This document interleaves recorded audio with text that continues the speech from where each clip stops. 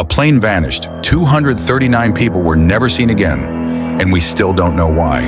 In one of the most chilling mysteries of modern aviation, Malaysia Airlines Flight MH370 took off in 2014 and never landed. No distress call, no radar track, just silence. And then, debris began to wash up on distant shores, scattered like whispers from the ocean's darkest secrets. Tonight, the Collector brings you the case that defies satellites, search teams, and science.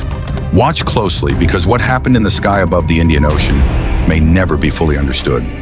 The flight that never arrived. It was March 8, 2014.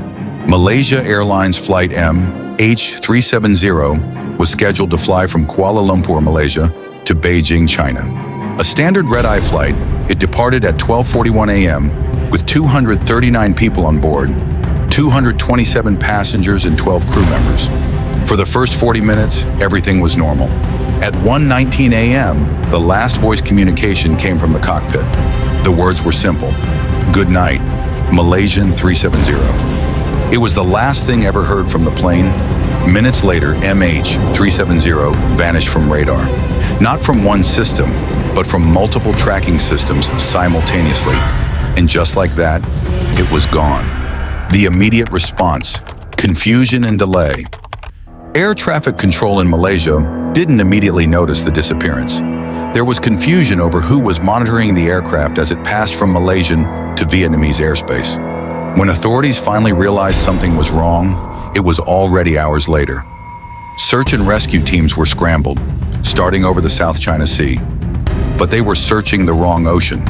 It would later be revealed that MH370 had veered sharply off course, turning westward and flying back across the Malaysian peninsula. Then it turned again, south toward the open Indian Ocean. But how do we know this? From military radar data and satellite handshakes. Brief automatic signals exchanged with satellites to confirm the aircraft system was active. And this brings us to something deeply unsettling. The plane flew for hours. Although MH370 disappeared from radar, data from satellites showed the plane remained in the air for over 6 hours after it lost contact. It continued flying, alone, across one of the most remote regions on Earth.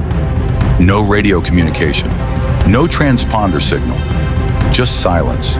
These handshakes suggested the plane likely crashed somewhere in the southern Indian Ocean, far from any landmass, in an area thousands of kilometers from any runway or rescue team. But why would the plane fly there? No one knows. The first clue, 2 years later. For nearly 2 years, nothing was found. Then in 2015, a piece of wing known as a flaperon washed up on the shore of Réunion Island, near Madagascar. Later, other parts were discovered on islands and beaches in Mozambique, Tanzania, and South Africa. These pieces were confirmed to be from MH370, but they offered no explanation, no signs of fire, explosion, or structural failure.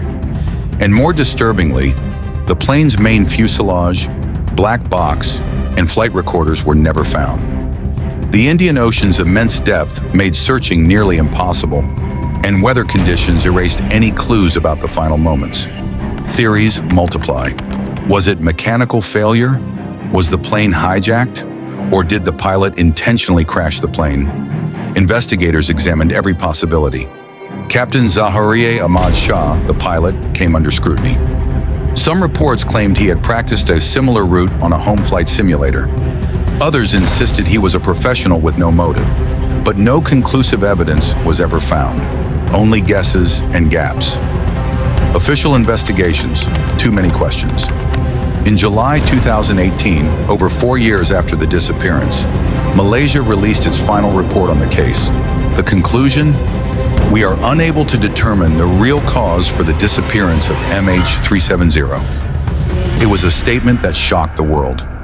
After years of searching, analyzing radar, and interviewing hundreds of people, investigators admitted they were still in the dark. The report did point out multiple failures, delays in launching search efforts, confusion between air traffic control agencies, inconsistencies in communication.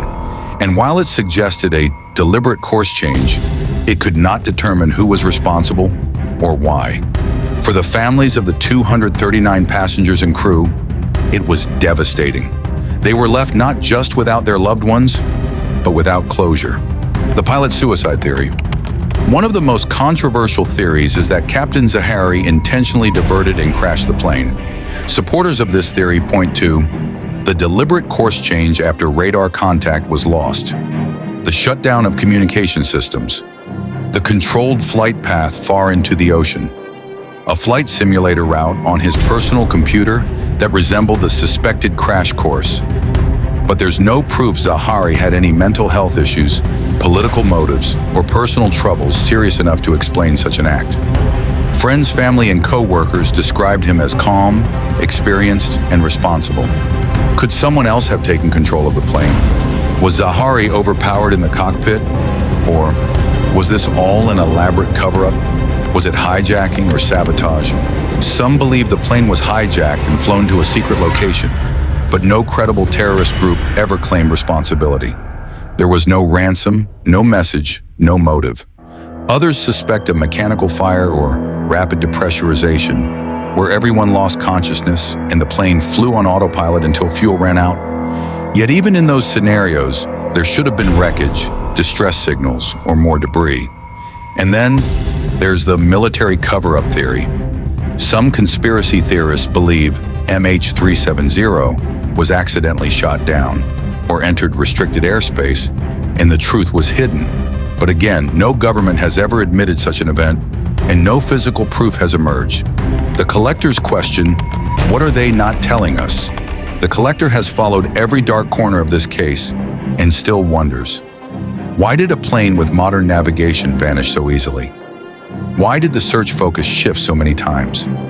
Why did it take years to find even a piece of debris? And why does a part of the official data remain sealed? Some believe this isn't just a mystery, it's a secret. The haunting legacy of MH370. What we do know is this: 239 people, men, women, children, and crew, boarded a flight in 2014 that was supposed to last 6 hours. And it became one of the greatest aviation disappearances in history. To this day, the black box has never been recovered.